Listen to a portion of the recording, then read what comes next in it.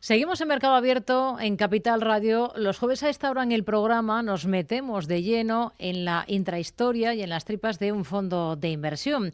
Esta tarde, de la mano de Xavier Marañón, nos vamos a detener en el fondo Cinvest Acero Global, asesorado por Safire Capital EAF. ¿Qué tal, Xavier? Muy buenas tardes. Hola, muy buenas tardes, Rocío. Un placer estar con vosotros. Bueno, es un fondo que en lo que va de año acumula más de un 19% de rentabilidad. ¿Dónde diría que está la clave? Bueno, sobre todo en dos cuestiones, ¿no? Principalmente tienen invertido en China, cuál es un... Bueno, si quieres ahora hablamos el porqué, ¿no? De dichas inversiones. Y China ha venido comportándose muy bien, ¿no? A lo largo del año.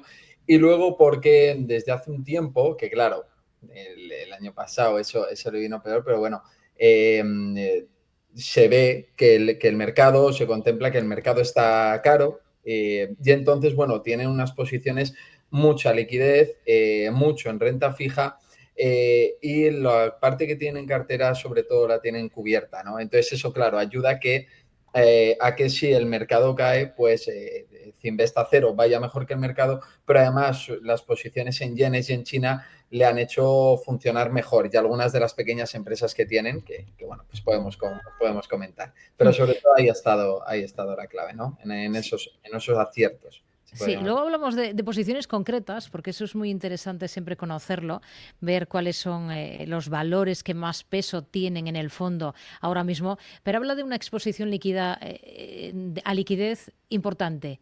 ¿Importante es qué porcentaje? Importante, pues actualmente en liquidez total andará sobre el 20, 25, 30%, y en renta fija pues hablaríamos de otro 8% más o menos. Hmm. ¿Es un fondo con qué particularidad, diría? ¿Cuál es un poco lo que le define a este fondo concreto, al Cinvest Acero Global? Lo que más define es la visión macro, diría yo, ¿no? Al final, una parte de análisis muy, muy importante que realizan es esa posición de los mercados, el ver si están caros, no están caros, porque al final no hay esa visión de siempre hay que estar invertido, siempre hay que estar largos de bolsa, sino más bien, oye, si el mercado está muy caro, hay que salirse y hay que ser prudentes para aprovechar a ganar dinero cuando hay que ganarlo, que es en momentos de crisis y en momentos en el que el mercado está muy mal. Y por otro lado, sobre todo por decir diferencial, ¿no? Porque lo que es en valoración de acciones, pues siempre se buscan acciones muy baratas, a PERs bajos, muy estables, etcétera. Pero la otra cuestión más, o el otro detalle, ¿no? Diferencial, podría ser el de que se mira mucho los movimientos de insiders, y también se siguen el de grandes institucionales, pero el movimiento de insiders en las empresas se sigue de una manera muy específica, ¿no? Muy directa, y es un punto también a favor creo yo en ese sentido que tienen, ¿no? Y que muchos gestores no hacen. Hmm. Ujú. O muchas. Bueno, Ujú. bueno, vamos a ir tirando un poco de estos hilos que nos ha dado, de estas pautas. Ahora le pregunto por el tema de los insiders ahora mismo. Pero ha hablado de que es un fondo que trata de aprovechar el ciclo económico, ¿no? De momentos de crisis. Yo no sé si califica de momento de crisis el que hemos vivido en el último mes, Ujú. con tanta volatilidad como hemos visto a Ujú. partir del famoso día de la liberación, y si ese contexto, este último mes, ha sido un escenario interesante para operar, para que un fondo como este saque pecho y se mueva mucho. Eh, bueno, como crisis no consideran, ¿no? Es decir, lo que se ve es que obviamente ha habido una corrección, ha habido una caída, pero lo que se estima, lo que se analiza es que es probable que la crisis esté por comenzar. Es decir, esto ya ha sido una corrección, un miedo que se ha dado además momentáneo, un poco exagerado, ¿no? Porque que la bolsa comience en 2 meses y se caiga un 20%, pues obviamente es un movimiento exagerado, ¿no? No de largo plazo. Pero estaríamos hablando sobre todo por datos macroeconómicos, no simplemente por el hecho del tema de los aranceles de Trump, ¿no? Estaríamos hablando de que es probable que llegue una crisis económica y una recesión. Y eso es lo que se prevé, lo que prevé en el fondo y en la parte de análisis, que esa recesión está por venir todavía, y tiene que comenzar, y generalmente pues que vengan los próximos a lo largo, ¿no? de estos meses, y pueda durar hasta 12, 18 meses, que es lo habitual, que dure aproximadamente 2 años. Pero esto sería un inicio. ¿Que se ha aprovechado? Bueno, se ha comprado, se ha adquirido alguna acción que ha bajado, pero como todavía la previsión es de que venga la crisis, hay que tener mucho cuidado. Sí.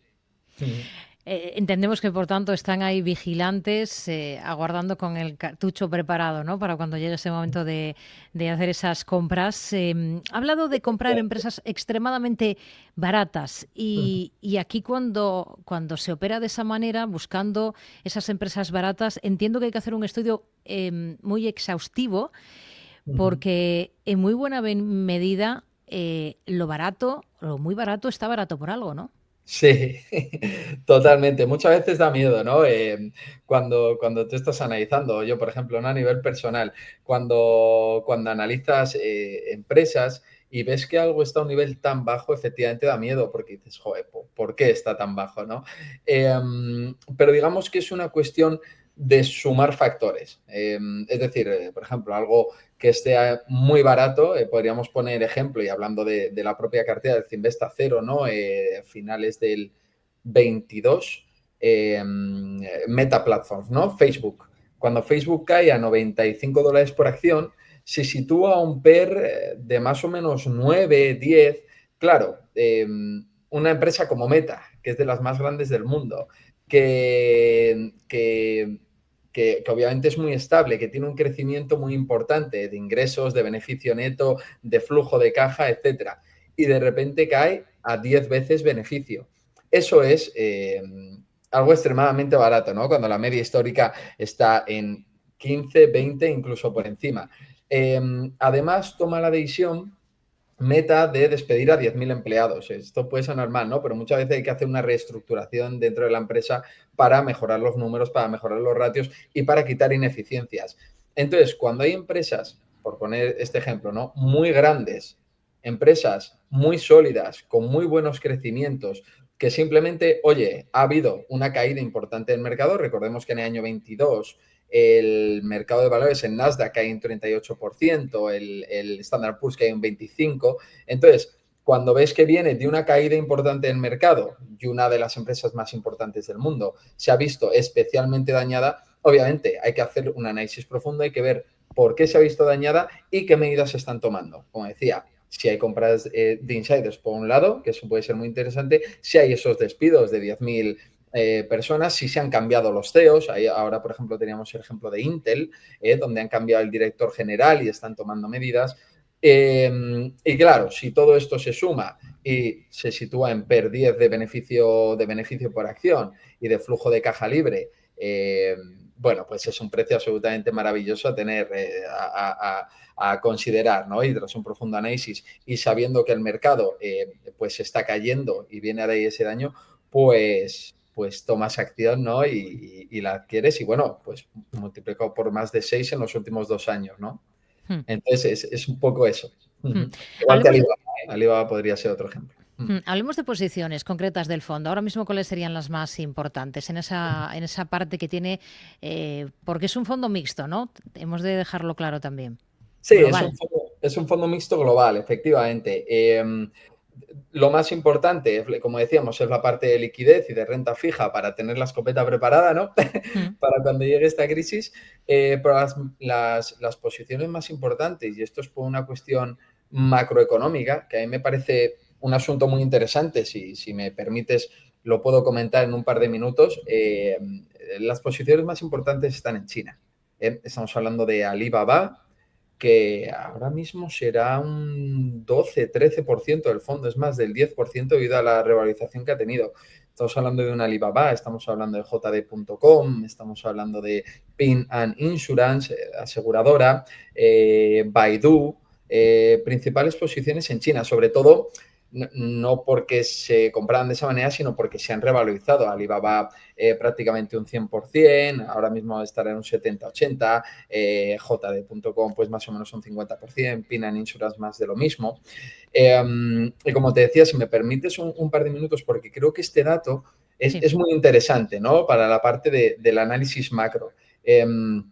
Una de las cuestiones más importantes o uno de los grandes momentos para invertir en el mercado de valores, luego para cualquiera que le pueda ser de utilidad, es mi visión, ¿no? Ahí está un poco mi punto de vista. Es el ejemplo claro de China el año pasado. China viene de sufrir todo el tema de la crisis de Evergrande, de la parte inmobiliaria, una crisis muy profunda, venía de estar muy arriba, ¿no? Y en un boom económico. Le viene esta crisis enorme y resulta que la bolsa de China se llega a situar, yo siempre miro ¿no? a niveles macro, en qué precio está la bolsa, si está cara o no, y luego qué situaciones tenemos en la economía. Entonces, la bolsa se llegó a situar a un PER de 6, aunque después ya subió a un PER de 8 o 9, sobre todo cuando empezó el fondo Acero a realizar compras en China, ¿no? Estaba en PER 9, 10. Claro, un PER de bolsa muy barato.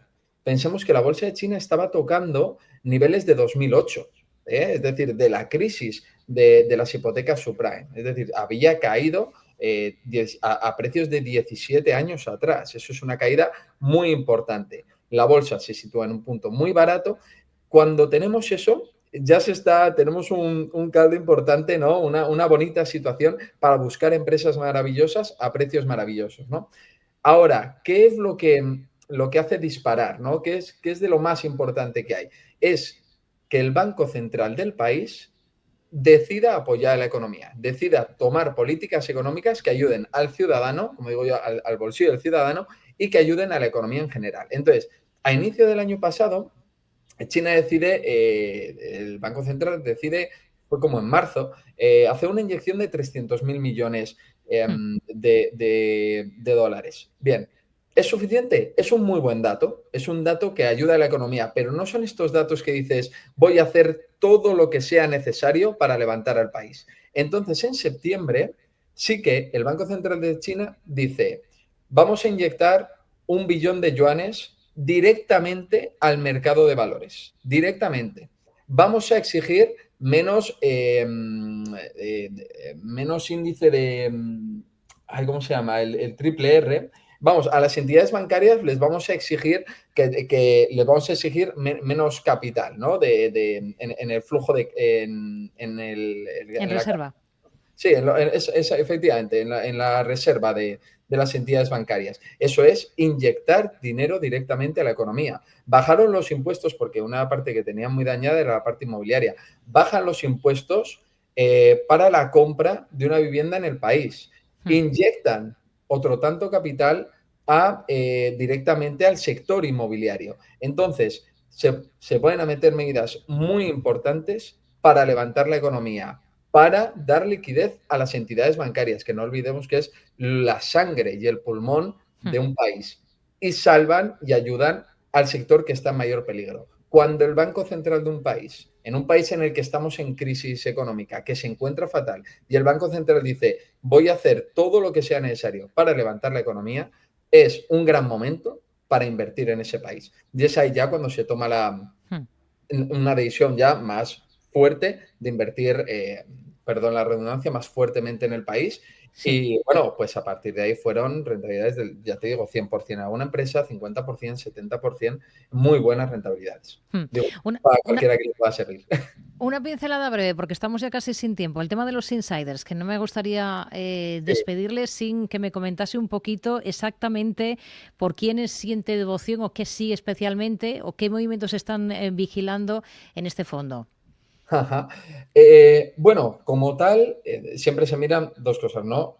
Institucionales, grandes institucionales, Mm. y los insiders, nadie en particular, sino de una empresa que te interese o al revés. Si ves insiders que están tomando posiciones muy importantes o que la propia empresa está recomprando acciones de forma muy importante, entonces hay que vigilarla, ¿no? Dos ejemplos. Warren Buffett, por poner un ejemplo institucional, ¿no? Sí. Warren Buffett actualmente se encuentra un 55% del capital en liquidez. Es el mayor ratio de liquidez que ha tenido en los últimos 20, 30 años. De manera que, ¿qué quiere decir? Que Warren Buffett está siendo muy cauteloso y considera que el mercado está muy caro. Bien, por ejemplo, ahí tenemos un caso institucional. O tenemos a Carl Icahn, lo que pasa es que no está comprando tantas acciones, por lo tanto no es tan llamativo, pero por ejemplo, Carl Icahn comprando CVR Energy o CVR Partners, ¿no? Una página como Dataroma. Y por poner un insider o un ejemplo de recompra muy rápido, sería Inmode, una empresa muy estable que cotiza a PER de 7, 8, 9 más o menos. El problema es que es cíclica, por lo tanto puede caer, pero está realizando la mayor recompra de todos los últimos años, lo cual es muy, muy, muy interesante. Pues con ese nombre nos quedamos. Xavier Marañón, gracias. Muy buenas tardes. Nada, gracias a ti, Rocío. Chao.